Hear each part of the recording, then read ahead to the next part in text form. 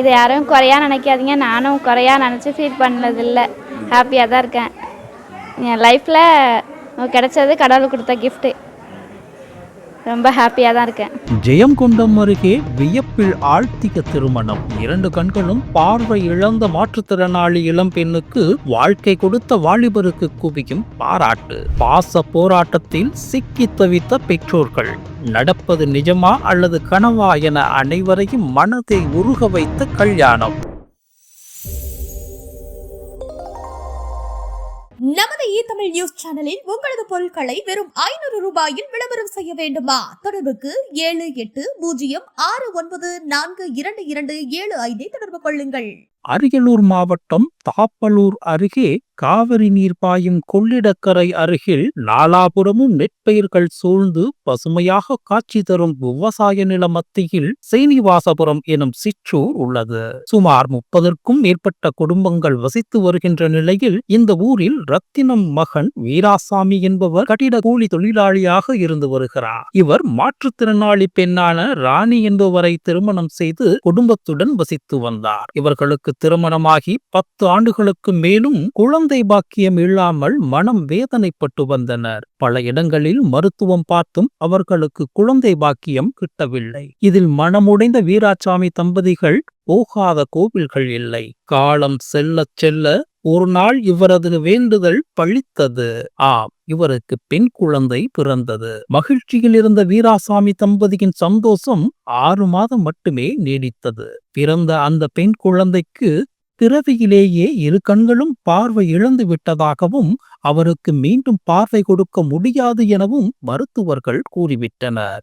இதை கேட்ட வீராசாமி தம்பதியினர் நிலை குலைந்து போனர். ஒருபுறம் அவரது மனைவி கால்கள் பலமிழந்து மாற்றுத்திறனாளியாக இருந்து வருகிறார். தற்போது பார்வையே இல்லாத இந்த பெண்ணை எப்படி வளர்த்து ஆளாக்குவது என தவிர்த்தார் வீராசாமி. ஒரு கட்டத்தில் தனது மனைவி ஊக்கம் கொடுக்க, நாம் எப்படியாவது இந்த குழந்தையை சீராட்டி பாலூட்டி வளர்த்து ஆளாக்க வேண்டும் என வீராசாமிக்கு ஆறுதல் கூறி அப்பெண் மனம் நோகாதபடி வளர்த்து வந்தனர். அந்த பெண்ணுக்கு சத்யா என பெயரிட்டும் வளர்த்தனர்.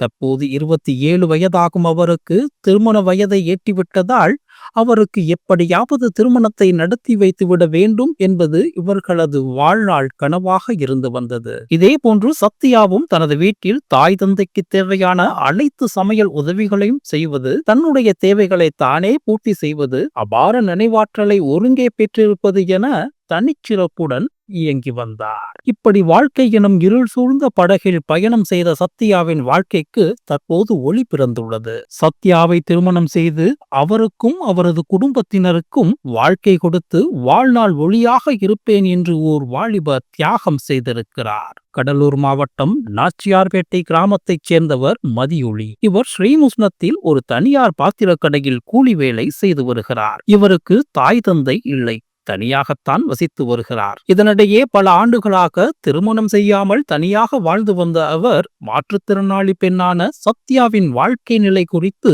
உறவினர் மூலம் கேட்டறிந்தார். அதன் பின்னர் தனது கடையின் உரிமையாளர் முத்துராமலிங்கம் என்பவரிடம் கேட்டு தான் ஒரு மாற்றுத்திறனாளி பெண்ணை திருமணம் செய்து அவருக்கு வாழ்க்கை கொடுக்க போவதாக கூறியுள்ளார். முதலில் இதை கேட்டு அதிர்ச்சியடைந்த அவர் பின்னர் மதியொளியின் தியாக மனப்பான்மையை எண்ணி வியந்துள்ளார். இதையடுத்து முத்துராமலிங்கம் மதியொளியை அழைத்து கொண்டு சத்யாவின் வீட்டுக்கு சென்று திருமணத்தை பேசி முடித்துள்ளார். திருமண ஏற்பாடுகளை அவரே கவனித்துக் கொண்டு பிப்ரவரி 3ஆம் தேதி திருமணம் செய்து வைத்துக் கொள்ளலாம் என இருதரப்பினரும் முடிவு செய்துள்ளனர். அதன்படி தாப்பலூர் திரௌபதியம்மன் கோவிலில் எளிமையாக இன்று திருமணம் நடைபெற்றது. உறவினர்கள் மற்றும் நண்பர்கள் வந்திருந்து மணமக்களை வாழ்த்தினர். அப்போது திருமணத்திற்கு வந்திருந்த அனைவரும் ஆனந்த கண்ணீர் வடித்ததை காண முடிந்தது. நடப்பது கனவா அல்லது நிஜமா என சத்யாவின் பெற்றோர்கள் பாச போராட்டத்தில் தவித்தது காண்போரின் மனதை உருகச் செய்தது. அதே போன்று சத்யாவிற்கு வாழ்க்கை கொடுத்த மதியொளி பெயரில் மட்டுமே ஒளி கொடுக்கவில்லை, வாழ்க்கைக்கும் ஒளி கொடுத்துள்ளார் என்று அவரது தியாக மனப்பான்மையை எண்ணி வியந்து அனைவரும் பாராட்டினர். இது குறித்து சத்யா தெரிவிக்கையில், உலகத்தில் மனிதனாக பிறந்த அனைவரும் ஏதோ ஒரு வகையில் குறைகள் இருக்கத்தான் செய்கிறது. ஆனால் எங்களை போன்ற மாற்றுத்திறனாளிகள் எதையும் குறையாக எடுத்துக் கொள்வதில்லை. குறையாக எடுத்துக்கொண்டால் வாழ முடியாது. எனக்கு பார்வையில்லை என்றாலும் என்னுடைய தேவைகளை நானே பூர்த்தி செய்வேன். வீட்டில் சமையல் செய்வேன், காய்கறிகள் நறுக்கி அனைத்து வேலைகளையும் செய்வேன். என்னுடைய கணவருக்கும் சமைத்து அவரையும் உற்சாகப்படுத்துவேன் என கூறினார். உற்சாகமாக, எங்களுக்கு அரசாங்கம் திருமண உதவித்தொகை மற்றும் தொகுப்பு வீடு வழங்கினால் எங்கள் வாழ்க்கை மேம்படுவதற்கு அது ஒரு வாய்ப்பாக அமையும். எனவே அரசு எங்களுக்கு உதவி செய்ய வேண்டும் எனவும் கோரிக்கை விடுத்தார் சத்யா. வசந்த நகர். அப்பா பேரு வீராசாமி, அம்மா பேரு ராணி. ஹாப்பியாக ஃபீல் பண்ணுறேன். இது யாரும் குறையா நினைக்காதீங்க, நானும் குறையா நினச்சி ஃபீல் பண்ணதில்லை. ஹாப்பியாக தான் இருக்கேன். என் லைஃப்பில் கிடைச்சது கடவுள் கொடுத்த கிஃப்ட்டு. ரொம்ப ஹாப்பியாக தான் இருக்கேன். இது குறித்து அவரது கணவர் மதி ஒளி தெரிவிக்கையில், தாய் தந்தை இல்லை எனக்கு. வீட்டில் தனியாகத்தான் வசித்து வருகிறேன். நீண்ட நாட்களாக திருமணமும் கைகூடவில்லை. இதனால் மனவேதனையில் இருந்து வந்தேன். இதனிடையே சத்யாவின் நிலை குறித்து என் மனம் மிகவும் பாதித்தது. அவருக்கு வாழ்க்கை கொடுத்து அவரது வாழ்வில் ஒளியேற்ற வேண்டும் என என் மனதில் பட்டது. இது இறைவன் எனக்கு கொடுத்த வாய்ப்பாகவே கருதுகிறேன். சத்யாவின் குடும்பத்திற்கு நல்ல மகனாகவும் மருமகனாகவும் இருப்பேன் என கூறினார். மேலும் கூலி வேலை செய்துதான் குடும்பம் நடத்த வேண்டும். எங்களுக்கு அரசு தரப்பில் இருக்கை இடமும் தொகுப்பு வீடும் மற்றும் திருமண உதவித்தொகை வழங்கினால் எங்கள் வாழ்க்கை மேலும் பிரகாசமாக இருக்கும் என கேட்டுக்கொண்டார் மதிகுழி. ஊர் பேர் நாச்சியார்பேட்டை, கடலூர் மாவட்டம், சீமிஷன் வட்டம். அப்பா பேர் சுந்தரமூர்த்தி, அம்மா பேர் வசந்தா, என் பேர் மதி ஒளி. கிராமத்தில் ஆதவன் பாத்ரூமில் வேலை பார்க்குறேன். ஓனர் மூலயமா இந்த பொண்ணு பார்த்தாங்க. ரொம்ப நாளாக பொண்ணு கிடைக்கல. அதான் இவங்க பார்த்து அதான் பார்த்தாங்க, முடித்தாங்க. இது ஒரு இடத்துல பொண்ணு இருக்குப்பான்னாங்க. அது பார்த்து எது கட்டிக்கிறான்ப்பான்ட்டான் அப்பாட்ட. கட்டி முடிச்சுருவேன். இது இறைவன் கொடுத்த வரோம், இது யாருன்னு நினச்சி நான் வருத்தப்படல. அந்த பொண்ணை நினச்சி வருத்தப்படல. நான் எனக்கு கிடச்ச கிஃப்ட்டு தான் அது. அதான் அம்மாலாம் எங்கள் அப்பா அம்மா மாதிரி பார்த்துப்பேன். அப்பா அம்மாலாம் எங்கள் அப்பா அம்மா மாதிரி பார்த்துக்கிறோம். பிடிச்சிருக்கு, செஞ்சுருக்கான். கண்காணமாக பொண்ணை பார்த்துப்பான். இந்த சம்பவம் குறித்து சத்யாவின் பெற்றோர்கள் தெரிவிக்கையில், எங்கள் குடும்பம் மிகவும் வறுமையில் வாடுகிறது. இந்த திருமணத்தை எப்படியோ கடினப்பட்டேனும் நடத்திவிட்டோ. பார்வையே இல்லாத என் மகளை திருமணம் செய்த மருமகன் எங்களுக்கு நல்ல மகனாக இருப்பார் என கூறினர் நம்பிக்கையுடன். அவரும் கூலி வேலை செய்துதான் எங்கள் குடும்பத்தை காப்பாற்ற வேண்டும் என்பதால் அரசு தரப்பில் எங்களுக்கு திருமண உதவித்தொகை, இருக்கை இடம், தொகுப்பு வீடு என உதவி செய்தால் நன்றாக இருக்கும் என கேட்டுக்கொண்டனர் அந்த பெற்றோர்கள். மேலும் தன்னார்வலர்கள் உதவி செய்தால் எங்கள் குடும்பம் மேம்படும் எனவும் கோரிக்கை விடுத்தனர் கண்ணீர் மல்க. என் பேர் ராணி, சீனிவாசபுரத்தில் இருக்கோம்.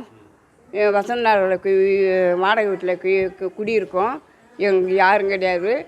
எங்கள் பொண்ணு நான் முடியாது. எனக்கு எங்கள் பாப்பா கண்ணு பருப்படி எங்கள் வீட்டுக்கு எங்கள் வயசாகிடுச்சு.